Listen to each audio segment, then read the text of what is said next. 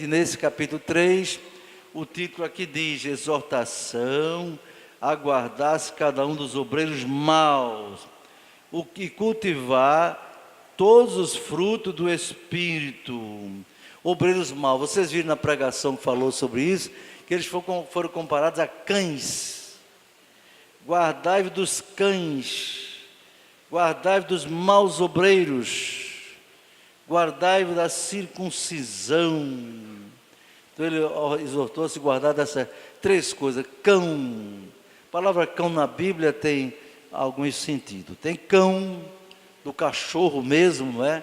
Do animal de quatro patas. E cuidado, irmão, que agora me lembrei de uma coisa, falando de animal, não é? Cuidado, a Bíblia às vezes usa certos tipos de animal para representar uma coisa assim, não é? O apóstolo Pedro, por exemplo, diz que você já tem conhecimento das coisas de Deus, já desfrutou da presença do Senhor, e agora você volta para a corrupção do mundo. Você conhece alguém que se desviou, voltou para o mundo, na verdade? Sabe o que ele diz? É igualzinho a um ditado diz assim: o cão, o cachorro, voltou ao seu próprio vômito, e a porca lavada voltou ao espojadouro de lama. Então, queridos, não queremos agredir ninguém lá do mundo e nem compará-los a coisas ruins, mas a Bíblia está dizendo que o mundo do pecado, não está falando das pessoas, é comparado a um vômito, é comparado a um lamaçal, um espojadouro de lama. Não, irmãos queridos, Deus nos livre de voltar à velha vida, não é? Deus nos guarde. Novos convertidos aqui sabem, e vou ouvir cada um, vamos ouvir histórias interessantes, quem ele era, o que fazia, onde andava, com quem andava, o que aconteceu, que ele mudou. Eles vão dizer: no dia em que eu aceitei a Jesus, Ele mudou a minha vida. Ele mudou a minha vida. Isso é salvação, é isso, é regeneração, é novo nascimento. Mas aqui no capítulo 3 ele já falou sobre esses falsos obreiros, não é? Comparado a cães, etc. Falsos pregadores que existem por aí, viu? E às vezes eu vejo cada coisa na internet, não estou mais nem publicando às vezes, porque é tão ridículo, irmão. É tão ridículo. Eu dizia à minha esposa, não é? Mostrando um vídeo lá, de uma igreja aí, que se diz pentecostal, uma igreja que não é muito grande, mas os pregadores no reteté, tremendo, reteté, corre para lá, corre para cá, feito uns malucos, uns desequilibrados mentais. Aí um pega parece que dá um jiu-jitsu, joga no chão, e cai por cima dele, e outro bota o camarada no ombro e sai correndo na igreja. Isso é palhaçada gospel, irmão. Isso não é nada de poder de Deus, não. Tem gente que fica com raiva de mim. Está aqui, olha, R$500, está aqui na minha mão, para quem mostrar isso na Bíblia. Eu entrego R$500, na hora. Se não tiver, eu dou depois. Mostre até na Bíblia. Ninguém mostrou ainda. Ninguém mostrou, duvido. Eu falei num vídeo aqui, foi visto por mais de 1.200.000 pessoas no Brasil. E ninguém veio buscar o dinheiro. Por quê? Porque não tem na Bíblia. Irmão, não imite nada de ninguém que você não vê base na palavra de Deus. Pode ser a maior profetisa, a maior dirigente de ciclo de oração, o maior pregador do mundo, o maior pastor, veio como um ganga com essas coisas para cá, que não está na Bíblia. Não aceite. Não aceite. Paulo nessa epístola está falando de maturidade cristã. O que é que você quer alcançar? Qual é o seu alvo na vida? É se mostrar num reteté? É mostrar que você prega bem? É seu alvo, é esse? Ou você é cantor, quer se mostrar que você é o melhor cantor do mundo? Se seu alvo é esse, meu querido irmão, você está fora do lugar. Porque o alvo do crente não é mostrar isso e aquilo, ou se mostrar. Aqui Paulo diz assim, para ver se de alguma maneira posso chegar à ressurreição dos mortos. E como ele era um crente em Jesus, ele estava dizendo, eu quero ver se eu alcanço a ressurreição dos mortos. Mas que mortos? A Bíblia fala de 2 ressurreições. A primeira ressurreição e a segunda ressurreição. Só tem essas 2, irmão. Só tem essas 2. A Bíblia só fala de primeira e segunda ressurreição. A primeira ressurreição é a ressurreição dos salvos, dos lavados no sangue de Jesus, dos que têm o nome escrito no livro da vida, que quando morreram, já morreram, estão morrendo e ainda vão morrer, mas um dia, a Bíblia diz, não é?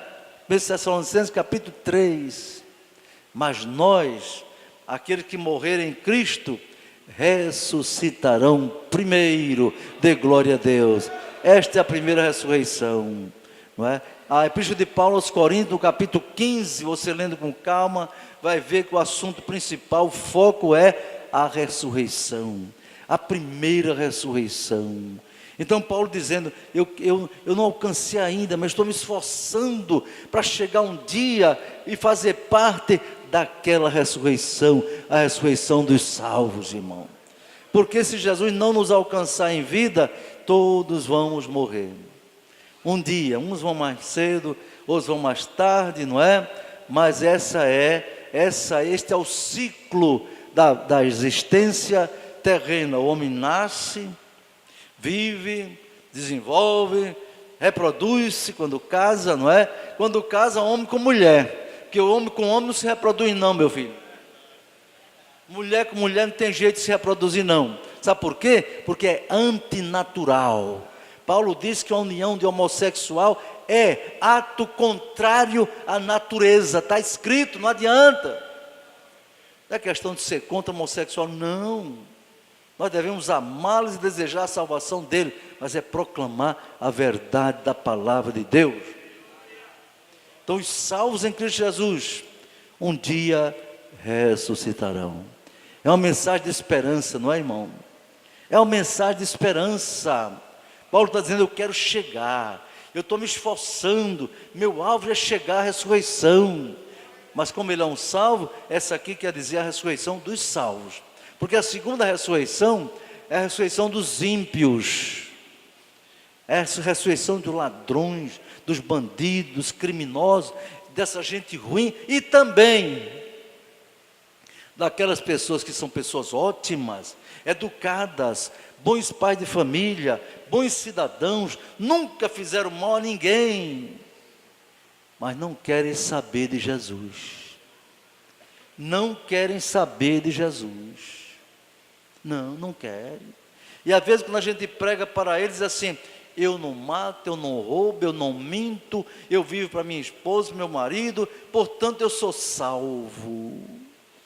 Aí você tem que abrir a Bíblia em Efésios capítulo 2, versículo 8 e dizer, eu posso reconhecer e reconheço que o Senhor é uma ótima pessoa, um bom cidadão, não tenho dúvida disso, você conhece ele. Porém, a salvação não é pela bondade de ninguém, não é pela educação de ninguém, não. Efésios 2,8 diz, porque pela graça sois salvos, por meio da fé, e isto não vem de vós, é dom de Deus, não vem das obras para que ninguém se glorie.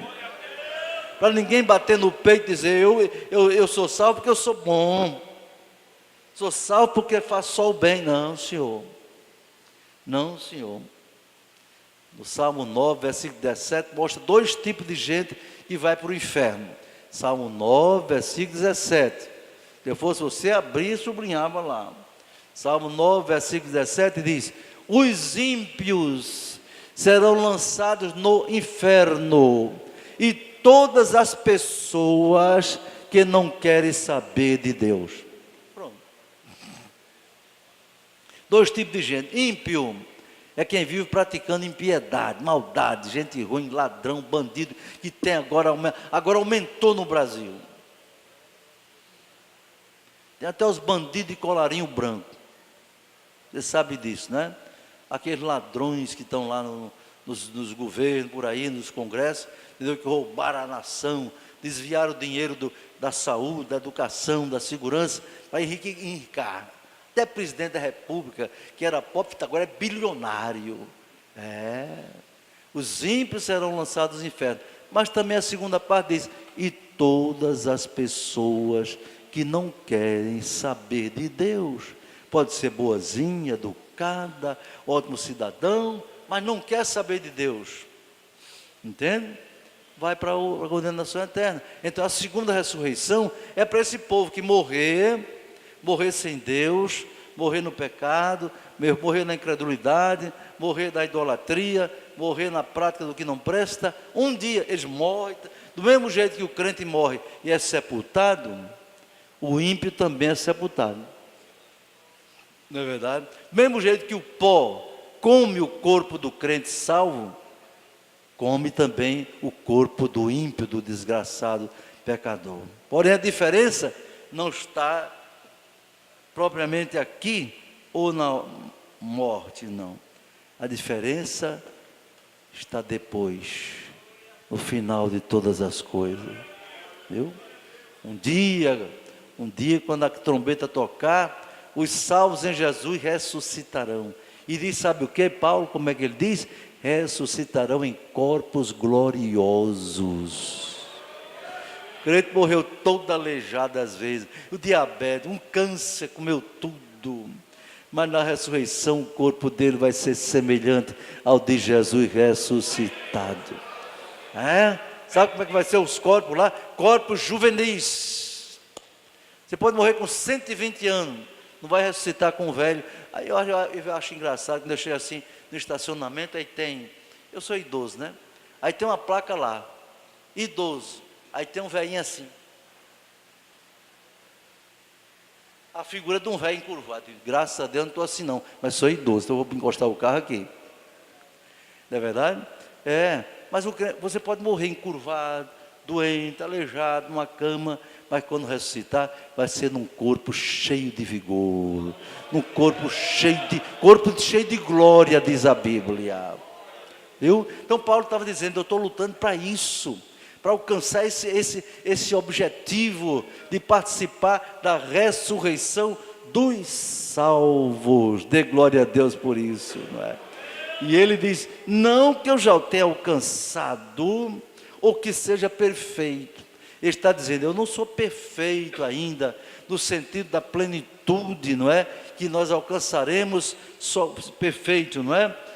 Mas prossigo para alcançar aquilo para o que fui também preso por Cristo Jesus. Ou seja, ele lutou tanto, batalhou tanto a ponto de ser preso. Mas em troca de quê? Será que valeu a pena pregar tanto, não é verdade?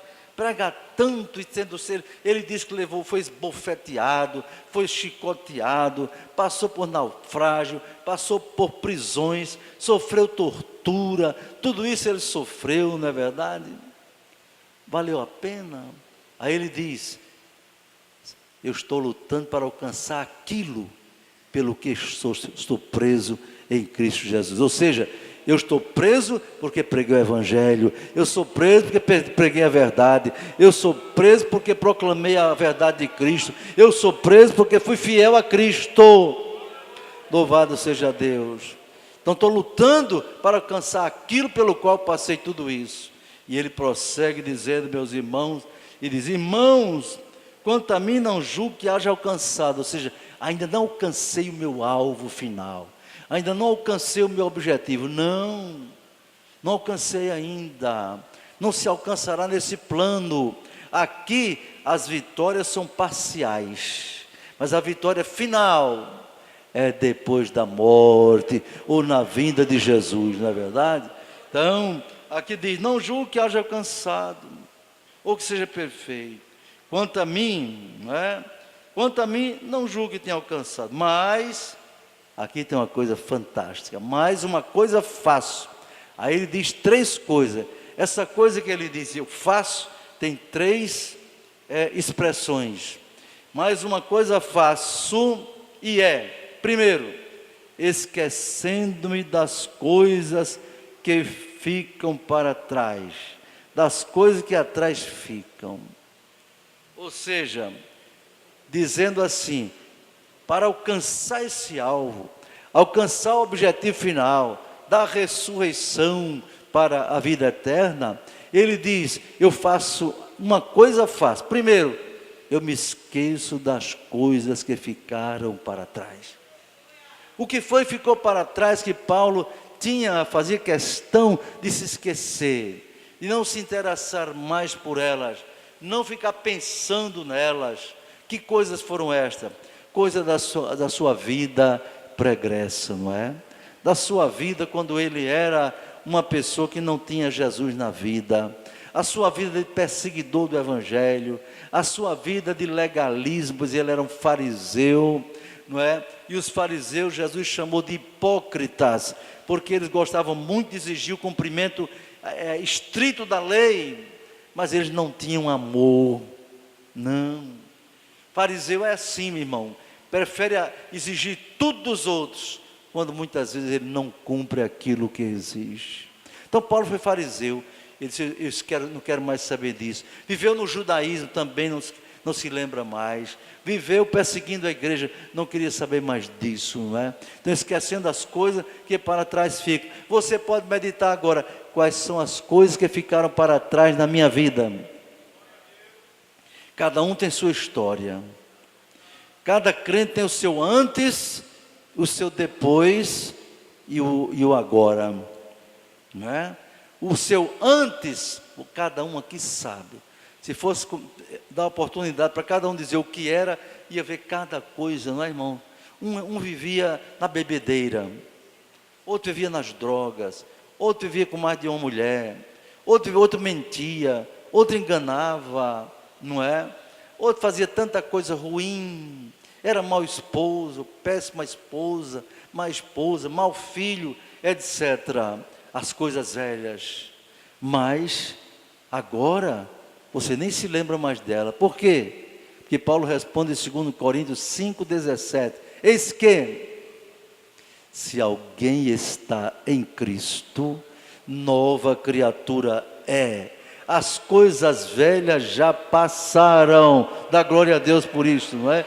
Eis que tudo se fez novo. Dá glória a Deus, irmão. Tudo se fez novo. Se você está na igreja e ficou pior do que era antes, você é um desgraçado. Paulo diz lá na igreja de Laodiceia, você pensa que tem alguma coisa, mas você não passa de miserável, pobre, cego e nu. Você está derrotado. Não, meu irmão, você não pode nem ficar do mesmo jeito que era.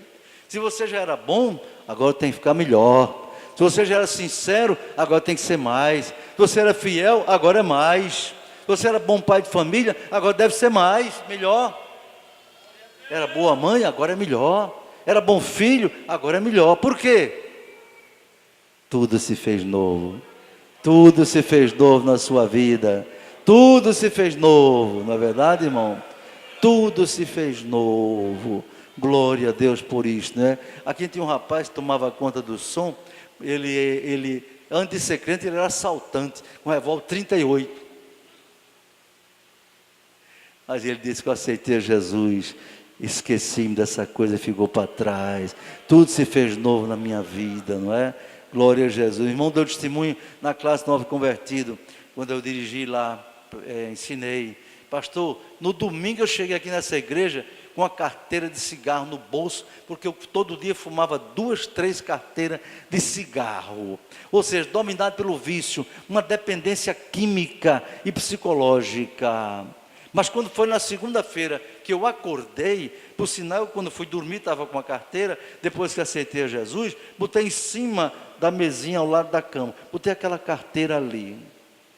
Eu dormia fumando e acordava para fumar. Veja que é um vício tremendo, né? Mas quando acordou, depois que aceitou Jesus, para começar, ele levantou-se daqui, ele disse, parecia que estava voando. Uma sensação de leveza. Sabe por quê? O peso do pecado foi tirado por Cristo Jesus. Aleluia. Pastor, aí eu acordei de manhã, quando olhei para o lado acima não tinha jeito. Ele dizia que não apagava nem o cigarro, acendia o primeiro e o segundo ele acendia na piúba, na ponta do cigarro. E assim ia passando de um para outro, e de noite ele dormia o último, ele botava ali. Diz que olhou para a carteira de cigarro e ficou admirado, disse, interessante, todo dia eu acordava, era uma necessidade tão grande de fumar. Mas hoje eu não estou sentindo vontade de fumar. Que coisa, eu fui ser crente ontem e agora não tenho mais nem vontade. Pegou a carteira, amassou todinha, destruiu o cigarro, jogou no lixo e nunca mais fumou. Esquecendo as coisas que para trás ficam. E a primeira coisa, o crente tem que esquecer essas coisas. Esquecer não é só não se lembrar. Esquecer é deixar, é não querer fazer mais, é deixar aquelas coisas, irmão. A velha vida do pecado, para não ser como o cão que volta ao vômito, como diz Pedro, não é verdade? Então tem que esquecer. A primeira coisa que Paulo diz, esquecendo das coisas que ficam para trás. Segunda coisa, o versículo 13. E avançando para as que estão diante de mim. Ou seja, o passado do crente é para ele deixar de lado, esquecer, não se interessar mais. Tem irmã aqui, meu irmão, que era escrava da novela. Agora não tem mais não. Não é possível ter uma irmã aqui que ainda assiste a desgraça da novela, não é verdade? Se você ainda assiste a essa porcaria do Satanás, meu irmão, deixa eu dizer uma coisa a você. Pergunte se Jesus senta ao seu lado, quando você está assistindo aquilo. Pergunte. Por que não assiste mais? Porque já esqueceu das coisas que estão para trás, avançando para as que estão diante de mim. O que é que está diante do crente? O crente deixou para trás o pecado, o mundo, a carne, o diabo, tudo que não presta. E o que é que ele tem agora para olhar para frente? Deixou tudo, avançando para a que estão diante de mim. O que é que tem diante do crente, irmão? O que é que tem diante da gente para a gente olhar para frente e não olhar mais para trás? A mulher de Ló, por exemplo, a esposa do patriarca Ló, quando o anjo foi tirar Ló, a esposa dele e as filhas dali, foi quase que a força, não é? Porque Deus ia destruir aquelas cidades pecaminosas de Sodoma, Gomorra, Adama, Zeboim e Zoar. 5 cidades da Campina. Então, o patriarca saiu, as filhas acompanharam ele, e o anjo disse, foi que o anjo disse? Não olhe para trás, não olhe para trás.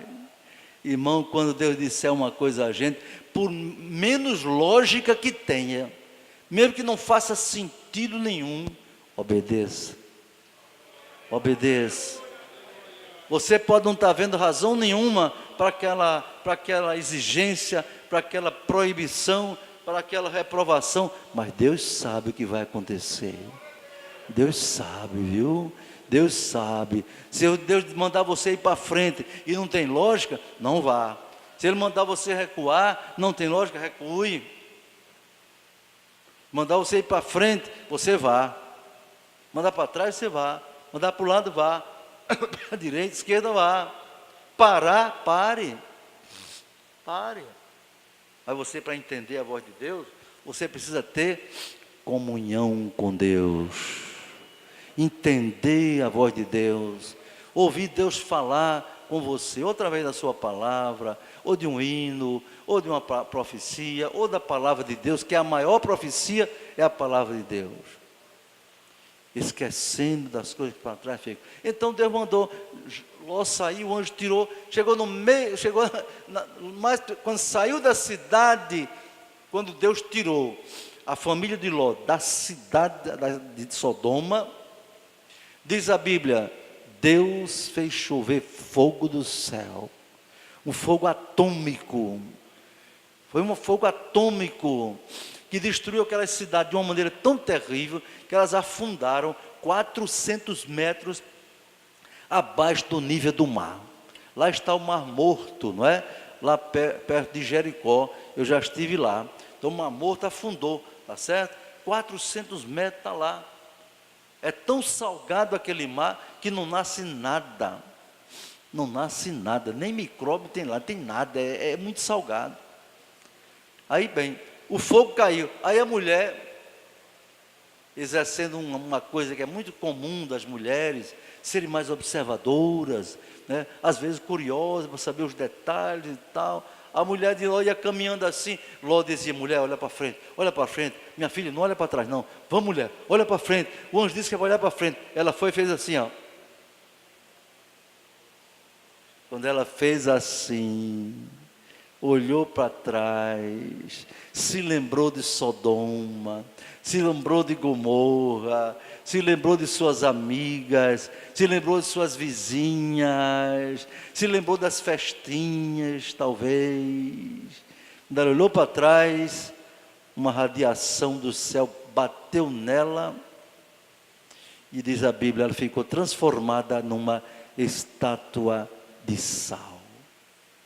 Querida irmã, querido irmão, não olhe para trás. Não tenha saudade do Egito, não tenha saudade de Sodoma, não tenha saudade de Gomorra.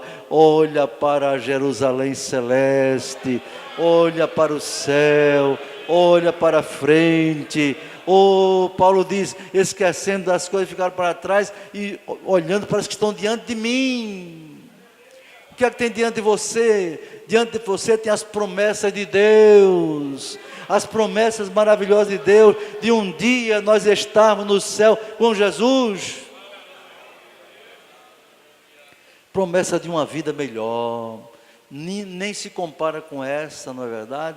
Não olhar para trás e avançar para as coisas que estão diante de você. A terceira coisa que ele disse, esquecer das coisas para trás. Avançar para as que estão diante de mim. 3, prossigo para o alvo, pelo prêmio da soberana vocação de Deus em Cristo Jesus. Prossigo para o alvo. Aqui tem algo muito sério, meu irmão. Qual é o objetivo de você estar aqui na igreja?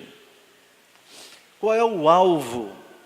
Para que uma pessoa aceita Jesus? Na vida nós temos que ter propósitos. Alvo é um propósito a alcançar. Alvo é um objetivo que você quer alcançar, não é? Se você é um estudante, você faz um curso de primeiro grau, primeiro nível, segundo nível, o curso superior. Qual o alvo? O alvo é estudar, fazer prova, para um dia concluir aquele curso e se capacitar, se credenciar para poder exercer uma profissão, não é? Isso é um alvo. Isso é um alvo, entendeu? Tudo na vida você deve ter um alvo. Por exemplo, para que a pessoa casa? Para que a pessoa casa, na verdade? Casa porque por casar, não. Se você casa, é porque você tem em mente alcançar algumas coisas que você só poderá alcançar como casado, não é verdade? Ter a sua esposa, não é verdade? Ter filhos, formar um lar, uma família, não é verdade? Isso é alvo, você tem que alcançar, entende? Tem gente que casa e quer viver do mesmo jeito de solteiro, é um idiota, ou uma idiota. Se queria ter vida de solteiro, liberdade de solteiro, não casasse. Casou, tem que aceitar as responsabilidades de casado, não é verdade? Então qualquer coisa na vida que você colocar como uma atividade, uma profissão, você tem um alvo, um trabalho, um alvo. Aí Paulo está dizendo, eu prossigo para o alvo. Qual é o alvo? O alvo. Eu prossigo, esqueço que está para trás, avanço para o que está diante de mim, prossigo para o alvo. Por quê? Pelo prêmio, eu tenho um prêmio. o prêmio da soberana, diz aqui a palavra, o prêmio da soberana vocação, soberana, elevadíssima, soberana vocação de Deus em Cristo Jesus. Não é? Você entendeu isso? A soberana vocação de Deus em Cristo Jesus é o quê? Jesus é o quê? Nosso Salvador. Veio para quê? Para nos salvar. Ele tinha um alvo. Não é? Então o prêmio da soberana vocação é o prêmio da vida eterna que você tem garantida, a salvação em Cristo Jesus. Fora de Jesus não há salvação. Não é? Eu já estudei o Espiritismo profundamente para poder ensinar na escola teológica e também defender a fé. Então o espírita, ele não aceita que Jesus é o Salvador. Não. Ele diz: Jesus foi um espírito iluminado, um espírito elevado. Eles aceitam isso. Mas eles não aceitam que Jesus morreu na cruz para nos salvar, não. E ele diz que a pessoa se salva através da prática da caridade, ou seja, de boas obras. Tanto que uma máxima, uma declaração deles de Allan Kardec, fora da caridade não há salvação. Mas a caridade para eles é a prática de boas obras, é fazer o bem, é dar comida, é investir em hospitais, em creche, etc. Tudo isso para ser salvo. Isso é necessário, isso é bom. Isso é até obrigação do salvo. Fazer boas obras. Pois o Sr. Paulo diz que Deus criou as boas obras para que andemos nelas. Né? Mas a salvação não é por obra, a salvação é de graça, é por graça. Tá certo, meus irmãos? Então é preciso entender isso. Qual é o objetivo? O espírito acha que para você fazendo boas novas vai alcançar a eternidade depois de reencarnar milhões de vezes. A pessoa é Pedro, o menino nasceu, botaram o nome de Pedro. O espírito de João entrou nele. Aí depois Pedro vive, morre, o espírito de Pedro entra em Joaquim. E de tantas reencarnações, quem é o responsável, afinal, pelas transgressões? Uma coisa que não tem sentido à luz da Bíblia. Não há reencarnação, haverá ressurreição dos mortos. Então o alvo do Espírito é reencarnar e um dia chegar à perfeição lá na eternidade. Mas isso é impossível, porque só tem salvação em Cristo Jesus. Fora de Cristo não há salvação. Por isso Paulo diz que esquece as coisas que ficam para trás, avança para que estão diante dele, prosseguindo para o alvo da soberana vocação de Deus em Cristo Jesus. A soberana vocação é a vocação de salvo, é a vocação de vencedor. Louvado seja o nome do Senhor. Prossigo para o alvo. Então, querido irmão, qual é o seu alvo? Seu objetivo na igreja é arranjar um cargo no ministério?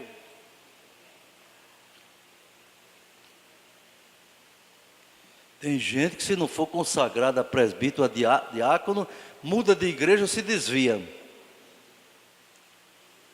Porque o alvo dele é limitado à posição na igreja. Mas quando o crente, o alvo dele é lá na frente, é um dia chegar no céu com Jesus, meu irmão, com cargo ou sem cargo, consagração ou sem consagração, ele continua firme, caminhando, prosseguindo para o alvo, esquecendo para o que está para trás e avançando para as coisas que estão diante dele. Dê glória a Deus por isto, não é? Glória a Jesus, avançando. E aí no versículo 15 ele diz: pelo que todos quantos já somos perfeitos. Parece a contradição, não é, irmão? Aqui no início ele diz assim: não que eu seja perfeito. Aí no versículo 15 diz: pelo que todos quando já somos perfeitos, sintamos o mesmo. E se sentis a mesma coisa de outra maneira, também Deus vos revelará. Não há contradição. A palavra perfeito aqui, nesse contexto, não quer dizer, amado, sem defeito. sem possibilidade de errar ou de pecar. Não. Palavra perfeita aqui quer dizer íntegro. Íntegro. Entende, irmão? Completo. Você não é um crente mais ou menos, você não é um crente mais ou menos, um crente meio lá, meio cá, não. Então você é íntegro. É nesse sentido que a tradução não foi muito feliz para o português, não é? Lá em Efésios diz, devemos ser perfeitos nele. E a perfeição em nós não tem. Ninguém é perfeito em si mesmo, não é? Pois a Bíblia diz, não há homem que não peque. Se não há homem que não peque, ninguém pode dizer que é perfeito aqui. Essa perfeição aqui é uma perfeição relativa, não é? Você só pode ser perfeito em Jesus. Quer dizer, você em comunhão com Cristo, sabe qual é a perfeição que você tem? É a perfeição dEle, é as qualidades dEle em você. Se você é bom, é porque Ele está em você. Se você é fiel, é porque Ele está em você. Você tem amor, é porque Ele está em você. Dê glória a Deus por isso.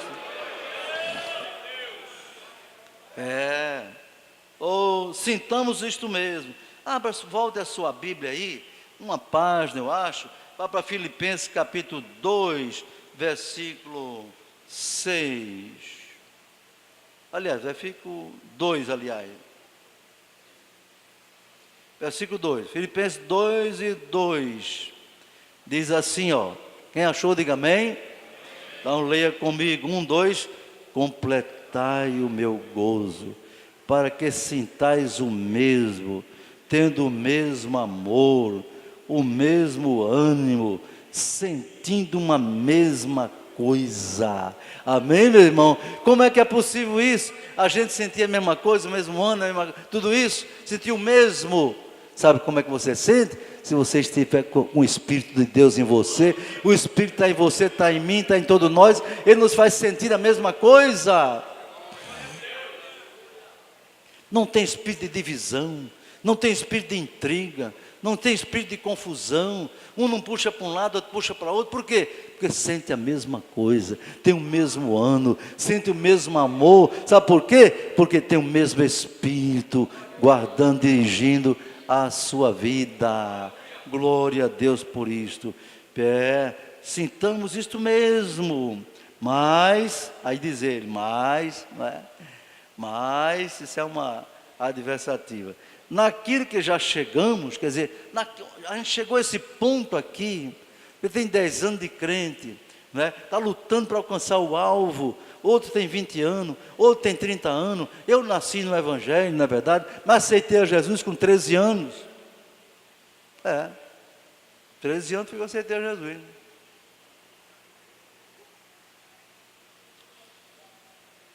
Então ele diz, nós, naquilo que já chegamos, andemos segundo a mesma regra e sintamos o mesmo. Andemos conforme a mesma regra. O que é a mesma regra? A mesma ética, a mesma orientação, a mesma doutrina, o mesmo ensino, não é, irmão? Está dizendo isso, já chegou até aqui, então procure sentir o mesmo, não é? Se o Espírito é o mesmo, Deus é o mesmo, Jesus é o mesmo, a palavra é a mesma, eu não posso sentir uma coisa e você sentir outra, de forma alguma. Aí ele diz, para terminar, não é? Sede também, meus imitadores, irmãos. Sede também meus imitadores. Oh, querido irmão, será que podemos dizer para uma pessoa mais nova, seja meu imitador, procure me imitar? É uma responsabilidade muito grande, não é? Muito grande você ser referencial, ser referência para alguém. O mundo hoje está carente, não é de pessoas famosas, não é de pessoas que ganham dinheiro, não. O mundo está carente de referenciais, de modelos, de modelos. O mundo está tão ruim que um sujeito que é homem e resolveu virar mulher, e tomou hormônio para virar mulher. Um tal de um cantor aí, que eu não vou citar o nome, não é? Para virar mulher. Ele não é mulher, é homem. Aí a Rede Globo disse que ele era a mulher do ano. O macho é a mulher do ano. Cadê a referência? Elegendo aquela criatura como modelo para a juventude. Não, irmão. Nosso modelo é Cristo Jesus. Nosso modelo deve ser aqueles homens e mulheres da Bíblia, que serve de referência para nós. Ou pessoas na nossa vida, no nosso tempo, não é? Que não são perfeitas, não, em si mesmas, mas servem de exemplo para nós. Amém? Que Deus abençoe. No próximo encontro, não é? Vamos meditar em mais uma parte desta abençoada epístola da alegria. Glória a Deus.